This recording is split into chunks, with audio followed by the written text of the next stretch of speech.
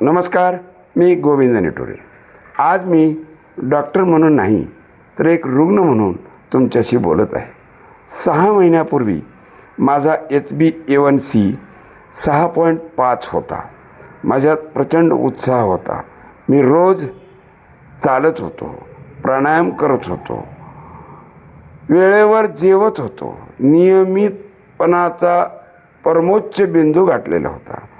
मिलेटचे सर्व पदार्थ खायचे, तांदूळ अजिबात नाही, गोड अजिबात नाही, अर्धी चतकोर भाकरी आणि त्यासोबत मोठ्या प्रमाणामध्ये 1-1, 2-2 पेंडी आणि भाज्या वेगवेगळ्या, जसं भोपळा आहे, काकडी आहे, असं कोशिंबीर आहे, हे प्रचंड प्रमाणात खायचं।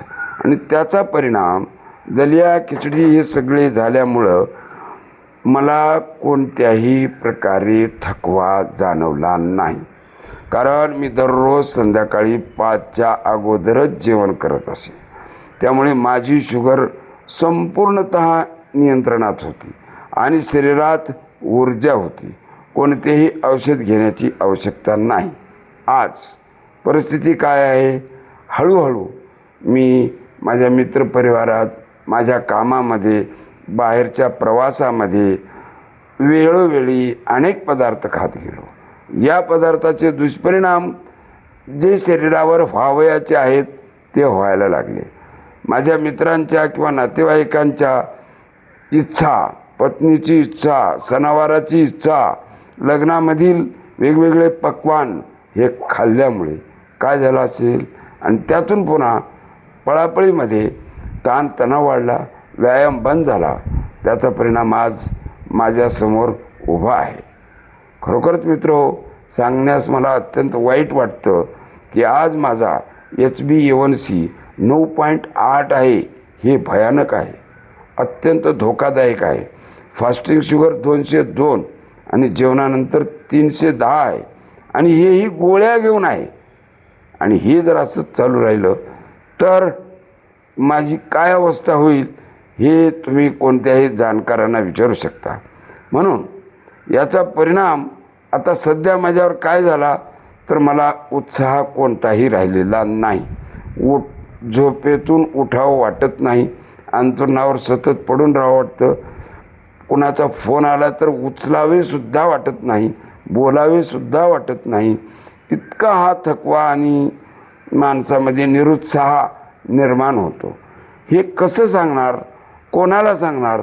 हे सगळं दुःख मी सतत विचार करत होतो, आणि मग आज संपूर्ण तपासण्या करून चिडचिडे स्वभावाचे कारण शोधले, ताणतणावाचे कारण शोधले, अंगात शक्ती राहत नाही, पाय दुखतात ही गोष्ट जाणवली, आणि मग मी ठरवलं की आता माझे शरीर जर साथ देत नसेल तर मी विजन 2045 कसं साध्य करणार आहे? मुलांचे स्वप्न साकार, विद्यार्थ्यांचे स्वप्न साकार कसे करणार?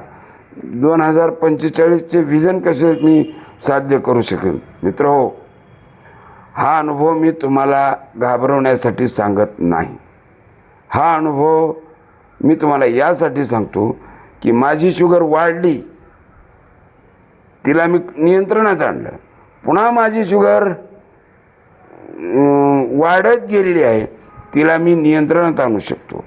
कारण मधुमेह हा भयानक स्लो पॉयझन असलेला रोग आहे, पण तो नियंत्रणात 100% आणता येतो, हा माझ्या अनुभवातून सांगतो आहे। माऊली संत ज्ञानेश्वर महाराजांनी वेळोवेळी आपणास सांगितलेले आहे, आणि त्यांच्या ओव्या, अभंग, अमृतानुभव ग्रंथातून जे काही त्यांनी सांगितलेले आहे ते सर्व जर पाहिलं तर मनुष्य निश्चित यशस्वी होऊ शकतो। म्हणून आजपासून मी स्वतः नियमित वेळेवर जेवणार आहे। मिलेट किंवा ज्वारी किंवा बाजरी यांचीच भाकरी थोड्या प्रमाणात खाणार आहे। भरपूर भाज्या खा। कोणत्याही परिस्थितीमध्ये तळलेले पदार्थ, गोड पदार्थ अजिबात खाणार नाही। आपणास का सांगतो? ज्यांना शुगर आहे आणि त्रास खरोखरच आहे, त्यातून मुक्ती मिळवायची आहे, म्हणून ती मुक्ती मिळवण्यासाठी हे सांगतो आहे। रोज किमान 45 मिनिटे मी चालणार आहे, व्यायाम करणार आहे, त्याचसोबत प्राणायाम करणार आहे आणि ध्यानसुद्धा नियमितपणे करणार आहे. आणि हे जर केलं तर मला खात्री आहे येत्या 3 महिन्यामध्ये परत माझा तोच उत्साह, माझ्या तीच ताकद परत एक वेळेस नक्की आल्याशिवाय राहणार नाही. आपल्या सर्वांना व्यवस्थित उत्कृष्ट अशा प्रकारचं आरोग्य लाभून आपला आत्मविश्वास वाढो, आपलं शरीर चांगलं हो, अनेक कामं करण्यासाठी आपण उत्साहाने कामाला लागावं अशा पद्धतीचं मी सांगत असताना मलाच हे सगळं व्हावं असा मी या ठिकाणी मला एक सल्ला देतो आहे. तर आपण सर्वजण जर कोणाला असा त्रास होत असेल तर स्वतःचे डॉक्टर स्वतः व्हा. कोणाचीही राय घेऊ नका. घेऊ नका म्हणजे राय ऐका, विचार ऐका, पण शरीरावर काय परिणाम होतो अंमल करा, औषध घ्या, पण शरीरावर काय परिणाम होतो याकडेही विशेष लक्ष द्यावं. अशा पद्धतीची मी आपणास विनंती करतो. पुन्हा या शुगरच्या बाबतीत 1 महिन्याला भेटूया. धन्यवाद.